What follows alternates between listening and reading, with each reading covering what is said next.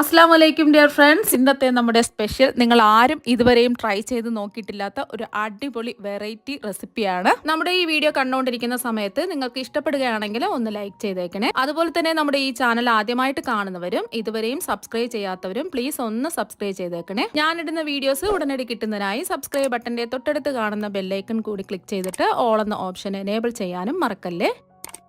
ആദ്യം തന്നെ ഇതിനായിട്ട് ഞാനിവിടെ നല്ല പഴുത്തിട്ടുള്ള 2 പഴുത്ത മാമ്പഴമാണ് എടുത്തിട്ടുള്ളത്. അധികം നാരുള്ള മാമ്പഴം എടുക്കരുത്, നാരില്ലാത്ത മാമ്പഴം നോക്കി എടുക്കുക. ഞാൻ മീഡിയം സൈസ് 2 മാമ്പഴമാണ് എടുത്തിട്ടുള്ളത്. മാമ്പഴം ഒന്ന് കഴുകി വൃത്തിയാക്കി എടുത്തതിന് ശേഷം അതിൻ്റെ തൊലിയെല്ലാം മാറ്റിയതിന് ശേഷം ചെറിയ കഷ്ണങ്ങളായിട്ട് ഒന്ന് കട്ട് ചെയ്തെടുക്കുക. അപ്പോൾ മാമ്പഴം കട്ട് ചെയ്ത് എടുത്തിട്ടുണ്ട്. ഇനി അടുത്തതായിട്ട് വേണ്ടത് മുട്ടയാണ്. ഞാനിപ്പോൾ റൂം ടെമ്പറേച്ചറിലുള്ള 3 മുട്ടയാണ് എടുത്തിട്ടുള്ളത്. ഇപ്പം ഞാൻ ഒരു പാത്രം ചൂടാക്കാൻ വെച്ചിട്ടുണ്ട്. ഇതിലേക്ക് ഒരു 1/4 കപ്പ് പഞ്ചസാര ഇട്ട് കൊടുക്കാം. ഇതുപോലെ നിരത്തി ഇട്ട് കൊടുക്കുക. പഞ്ചസാര ഒന്ന് കാരമലൈസ് ചെയ്തെടുക്കണം. മീഡിയം ഫ്ലെയിം വെച്ച് കൊടുക്കുക. വെള്ളം ഒഴിക്കേണ്ട ആവശ്യമില്ല. കുറച്ച് സമയം കഴിയുമ്പോൾ കാരമലൈസ് ആയിട്ട് വരും പഞ്ചസാര. ഉടനെ തന്നെ ഇളക്കി കൊടുക്കരുത്. വശങ്ങളിൽ ഒരു ഗോൾഡൻ നിറം ആവുന്ന സമയത്ത് ഇളക്കി കൊടുത്താൽ മതി. മീഡിയം ഫ്ലെയിം വെച്ച് കൊടുക്കുക. അപ്പോൾ പഞ്ചസാര ഗോൾഡൻ നിറം ആയിട്ടുണ്ട്. ഒന്ന് ജസ്റ്റ് ഒന്ന് ഇളക്കി കൊടുക്കാം. ഇനി ഫ്ലെയിം ഒന്ന് കുറച്ച് വെച്ച് കൊടുക്കുക. മീഡിയം ഫ്ലെയിം വെക്കണ്ട. ഒരു ഗോൾഡൻ ബ്രൗൺ നിറം ആയാൽ മതി. ഒരുപാട് അങ്ങ് ബ്രൗൺ നിറം ആവരുത്, എന്നാൽ പിന്നെ ഒരു കൈപ്പരസം ആവും. ഇപ്പം ഒരു ഗോൾഡൻ നിറം ആയിട്ടുണ്ട്. ഇത്രയും മതി. ഇനി ഫ്ലെയിം ഓഫാക്കി കൊടുത്തിട്ട് ഇത് സെറ്റ് ചെയ്യാൻ പോകുന്ന പാത്രത്തിലേക്ക് ഉടനെ തന്നെ ഒഴിച്ചു കൊടുക്കാം. ഞാനിപ്പോൾ ഇത് സെറ്റ് ചെയ്യാൻ പോകുന്നത് ഒരു കേക്ക് ടിന്നിലാണ്. അപ്പോൾ കേക്ക് ടിൻ എടുത്തിട്ടുണ്ട്. ഇതിലേക്ക് കാരമലൈസ് ചെയ്തെടുത്ത പഞ്ചസാര അങ്ങ് ഒഴിച്ചു കൊടുക്കാം. എല്ലാ ഭാഗത്തും ഒന്ന് ആക്കി കൊടുക്കാം.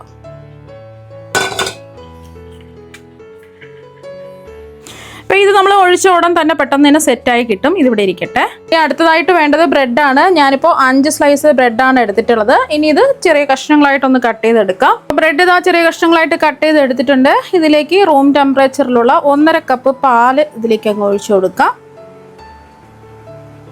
കപ്പിലാണ് പാലെടുത്തിട്ടുള്ളത്. നിങ്ങൾ എടുക്കുമ്പോൾ ഗ്ലാസിൻ്റെ അളവിലാണെന്നുണ്ടെങ്കിൽ ഗ്ലാസിൻ്റെ അളവിൽ 1.5 ഗ്ലാസ് പാലെടുക്കുക. ഇനി ബ്രെഡ് നല്ലോണം ഒന്ന് സോഫ്റ്റായി കിട്ടണം. ഒന്ന് ഇതുപോലെ ഒന്ന് പ്രസ് ചെയ്ത് വെച്ച് കൊടുക്കാം. ബ്രെഡ് ഈ പാലിൽ ഇരുന്നിട്ട് ഒന്ന് സോഫ്റ്റായി വരണം.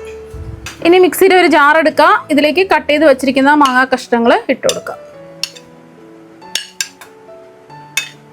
ഇനി മാമ്പഴം വെള്ളം ഒന്നും ചേർക്കാതെ നല്ല പേസ്റ്റ് പോലെ അരച്ചെടുക്കുക. മാമ്പഴം നല്ലതുപോലെ അരച്ചെടുത്തിട്ടുണ്ട്. അളവ് കപ്പിൽ നമ്മൾ അളന്ന് നോക്കുകയാണെന്നുണ്ടെങ്കിൽ 1/2 കപ്പേ ഉണ്ടാവുള്ളൂ. ഇനി ഇതിലേക്ക് എടുത്തു വെച്ച കോഴിമുട്ട ഒഴിച്ചു കൊടുക്കുക. ഇനി ഇതിലേക്ക് മധുരത്തിന് ആവശ്യമായിട്ടുള്ള പഞ്ചസാര ചേർത്ത് കൊടുക്കാം. ഞാനിപ്പോൾ 5 ടേബിൾ സ്പൂൺ പഞ്ചസാരയാണ് ചേർത്ത് കൊടുക്കുന്നത്.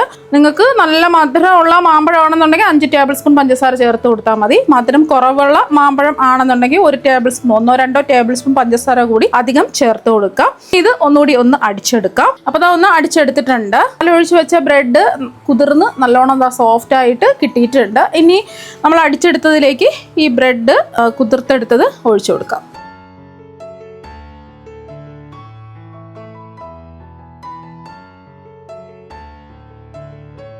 വീണ്ടും എല്ലാം കൂടിയിട്ട് ഒന്ന് അടിച്ചെടുക്കാം. ഇനി അടിച്ചെടുത്തത് ഒരു അരിപ്പയിൽ കൂടെ അരിച്ചൊഴിക്കാം. ചെറിയ ചെറിയ എന്തെങ്കിലും കഷ്ടങ്ങളുണ്ടെങ്കിൽ മാറി കിട്ടാൻ വേണ്ടിയിട്ടാണ് അരിച്ചൊഴിക്കുന്നത്. ഈ ബാറ്റർ നല്ല സ്മൂത്ത് ആയിരിക്കണം.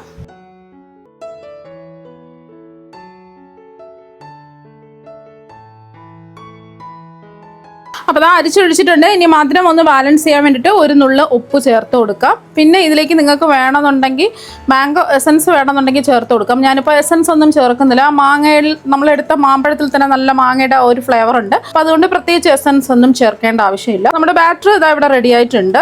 ഉപ്പും കൂടി ചേർത്തിട്ട് നന്നായിട്ടൊന്ന് മിക്സ് ചെയ്തെടുക്കാം. അപ്പോൾ അതെല്ലാം മിക്സ് ചെയ്ത് യോജിപ്പിച്ചെടുത്തിട്ടുണ്ട്. ഇനി നമുക്ക് നേരത്തെ കാരമലൈസ് ചെയ്ത് വെച്ചിരിക്കുന്ന കേക്ക് ടിൻ ഉണ്ടല്ലോ, അതിലേക്ക് ഈ ബാറ്റർ ഒഴിച്ചു കൊടുക്കാം. അപ്പോൾ കേക്ക് ടിന്നിലേക്ക് ബാറ്റർ മുഴുവനും ഒഴിച്ചു കൊടുത്തിട്ടുണ്ട്. ഇനി ഇതൊന്ന് കവർ ചെയ്തെടുക്കാം. ഇപ്പോൾ അലുമിനിയം ഫോയിൽ വെച്ചിട്ട് കവർ ചെയ്തെടുക്കുകയാണ് ചെയ്യുന്നത്. ഇതിന് പകരമായിട്ട് നിങ്ങൾക്ക് എന്തെങ്കിലും അടപ്പ് വെച്ചിട്ട് അടച്ചു കൊടുത്താലും മതി. ഇപ്പം ഞാൻ അലുമിനിയം ഫോയിൽ വെച്ചിട്ട് ഇതൊന്ന് കവർ ചെയ്തെടുത്തിട്ടുണ്ട്. ഇനി നമുക്കിതൊന്ന് ആവിയിട്ട് വേവിച്ചിട്ടെടുക്കാം. അപ്പോൾ ഇഡ്ഡലി ചെമ്പിൽ കുറച്ച് വെള്ളം തിളപ്പിക്കാൻ വെച്ചിട്ടുണ്ട്. ഇതിലേക്ക് ഇഡ്ഡലി തട്ടാണ് ഞാൻ കമഴ്ത്തി ഇട്ട് കൊടുത്തിട്ടുള്ളത്. സ്റ്റീമറിൻ്റെ തട്ടുണ്ടെന്നുണ്ടെങ്കിൽ അത് ഇട്ട് കൊടുത്താലും മതി. ഇനി ഇതിലേക്ക് ഈ കേക്ക് ടിന്ന് ഇറക്കി വെക്കാം. കൈ പൊള്ളാതെ ശ്രദ്ധിച്ച് വേണം വെക്കാനായിട്ട്. ഇനി മൂടി വെച്ചിട്ട് ഇതൊന്ന് ആവിയേറ്റി വേവിച്ചിട്ടെടുക്കാം. ഇപ്പം നമ്മളിത് ആവിയേറ്റാൻ വെച്ചിട്ട് ഒരു 40 മിനിറ്റ് ആയിട്ടുണ്ട്. ഇനി നമുക്കിതൊന്ന് തുറന്ന് നോക്കാം.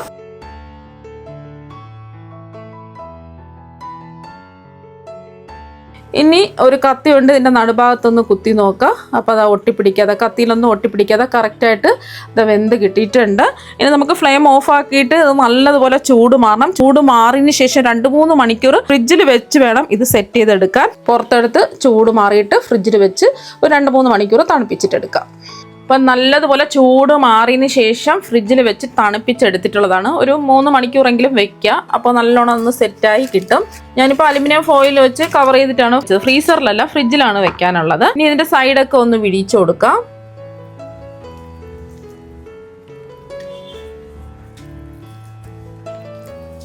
ഈ ഒരു പാത്രത്തിലേക്ക് മാറ്റാം. എല്ലാം ഒന്ന് തുറന്ന് നോക്കാം. അടിപൊളിയായിട്ട് കിട്ടിയിട്ടുണ്ട്. നല്ല ജ്യൂസി ആയിട്ടാണ് ഇരിക്കുന്നത്. വായിലിട്ടാൽ തന്നെ അലിഞ്ഞിറങ്ങും. അത്ര അടിപൊളി ടേസ്റ്റാണ്. ആ മാമ്പഴത്തിൻ്റെ ഒരു ടേസ്റ്റൊക്കെയാണ് മുന്നിട്ട് നിൽക്കുന്നത്. ഒരു പ്രത്യേക തരം ടേസ്റ്റാണ്. ഇനി നമുക്കിതൊന്ന് ഇഷ്ടമുള്ള ഷേപ്പിൽ കട്ട് ചെയ്തെടുക്കാം.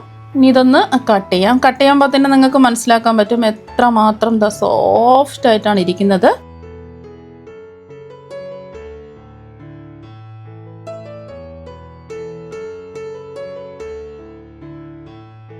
ഇനി ആ കട്ട് ചെയ്ത പീസ് അങ്ങ് എടുക്കാം.